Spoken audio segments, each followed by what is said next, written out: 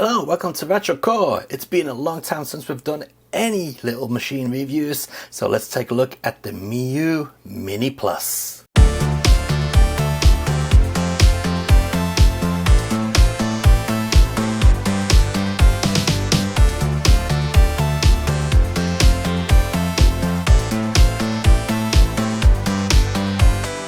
So let's take a look at the Miyoo Mini Plus. First impressions are good because I do like the packing. It's very nice.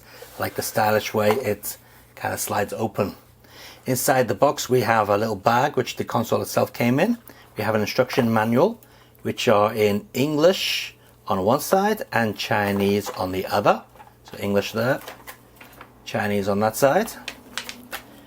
We also get a nice little cleaning cloth there and a glass screen protector. Very useful indeed. We have a micro SD card to USB-A adapter. That's so you can put files onto the USB card that comes with the device. And we also have a USB-A to C cable for charging the actual internal battery, which is 3000 milliamp by the way. And talking of the machine, here it is. Just look at that. So on the top of the machine we have the power button. Holding that down boots it into life, and as you can see the blacks are really black. That's a good IPS screen, 3.5 inches at 640 by 480 resolution. The machine also boots up pretty fast, as you can see. There you go. On the front we have a very responsive D-pad, very reminiscent of the old Super Famicom or Super Nintendo D-pad. Feels exactly the same actually. We've got nice responsive buttons here, a menu button in center and start and select, and a little tiny speaker down the bottom, which to be honest is okay at best. It could be better. On the back of the device we have the L and R trigger buttons, two sets of those, and we have the 3000 milliamp internal battery, which is apparently good for up to 8 hours of gameplay according to Miyoo. Personally I'd say it's more like 5 hours of gameplay, but still 5 hours is pretty good.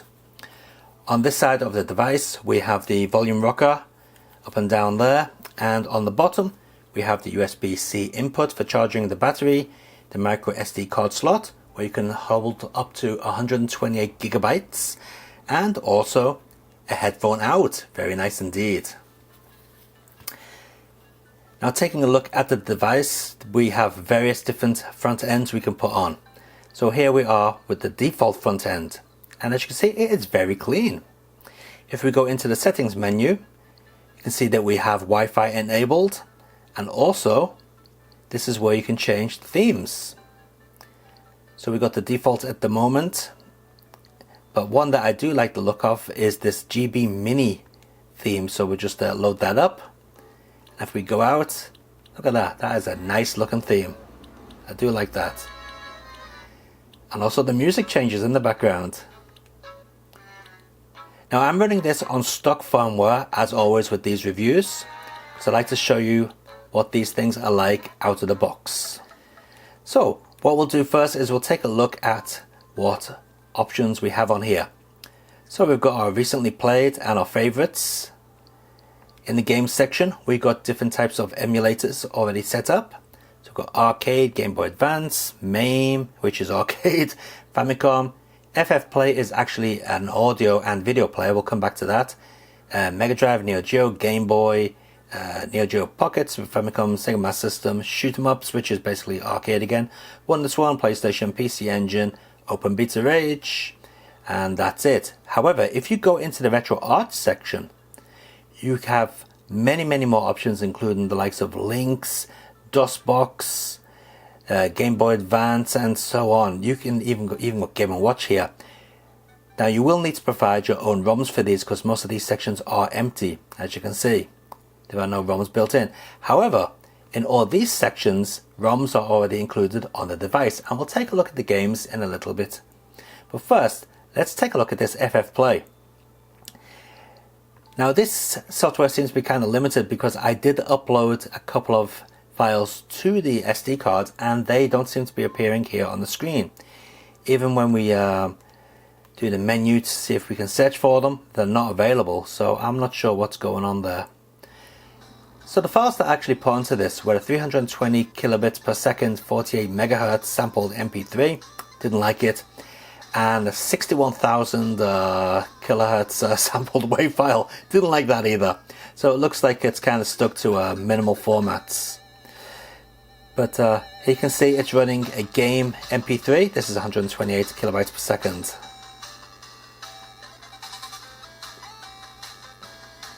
Now it does also play videos, and it does have this video here named YouTube, and yeah, let's just see what that is. Oh yeah, there you go, they've gone and rickrolled us. Now for videos that are in 4:3 aspect ratio, that's perfect. Although you can press the select button, sorry, the start button, to knock down films that should be in 16:9. Now let's get rid of that before we get to a copyright strike. Also on the SD card, when I put it into a PC, there's a Moonwalker video and some other videos. And I did put a 60 frames per second 1080p video on there myself, but it's not listing here. So it does seem that the video playback is kind of limited, which is a bit of a shame. But then again, you're not buying this to play videos, you're buying this to play games. So let's take a look and see what games we've got. Bye bye, Rick. So here we are going into the game section, and we'll go to CPS 3, and if we press the menu button, we can actually search for games. So for example, let's see if we've got any Street Fighter on here. We'll go Street. Okay, and let's see, there you go, it's listed all the games with Street in the title, and these are over various different emulators as well. So let's just press start on that and see if it boots it up. Yes, it does, no problems whatsoever. Now because this is also Wi-Fi enabled, any emulators that offer Wi-Fi versus play can be used on this device.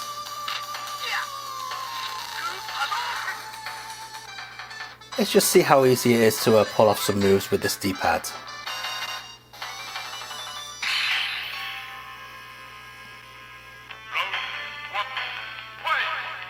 Fireball, yep. Hurricane kick, yep. See if we can do a dragon punch. Oops. No problem.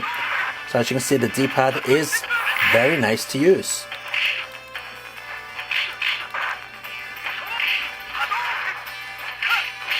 To get out of a game, just press the menu button and exit game. Now one thing that this does do, which is really cool, it actually saves the position of your game. So if I exit now, there we go, straight exit, okay? Now if I go back to that game, it will pick up from where I left off. Watch this. So we'll load up the game again, and it should start from where I left off. No, it didn't, it crashed. Let's try that again. There you go, see, look at that. Excellent. So what I've done is I've put a couple of games into the favorites section here on various formats. So let's go through them in some sort of montage of game playing excellence.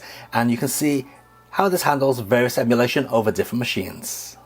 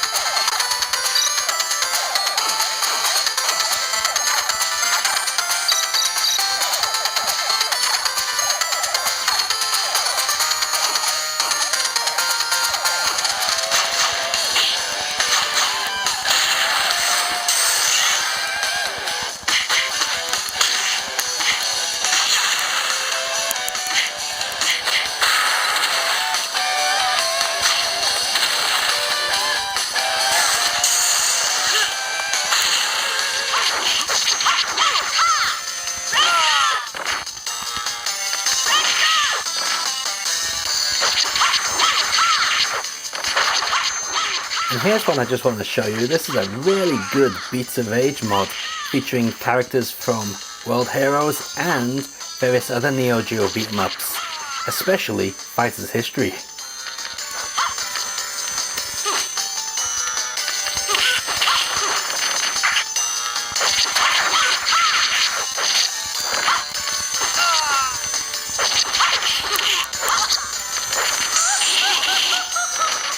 So what did you think of the emulation there? It's not bad, right? It seems to handle itself pretty well. But we didn't feature any arcade games, so I just want to quickly load up a shoot 'em up, a vertical scrolling shoot 'em up, and show you how that works.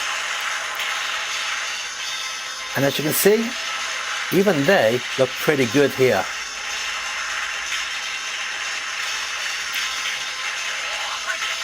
Now with this device running RetroArch, you can also put on many different types of screen filters. So you can have your scan lines, an LCD filter, borders around the screen to emulate the TV, anything you want. It's pretty interesting. And one thing you may be wondering is, does this restart game option work even though you played a different game to the previous game you were playing? Well, yes it does. So take a look at this. We were just playing this one here. And if I go to, say, AB Cop, which I was playing, I think it was a couple of days ago, that should still load up from where I left off, which was at the beginning of the first stage. Let's take a look. And there you go, it is, yeah. No problem at all, it is loaded up where I left off. But I haven't got the D-pad configured in this game yet, so which is the main reason why I didn't play it. Needs to configure the D-pad.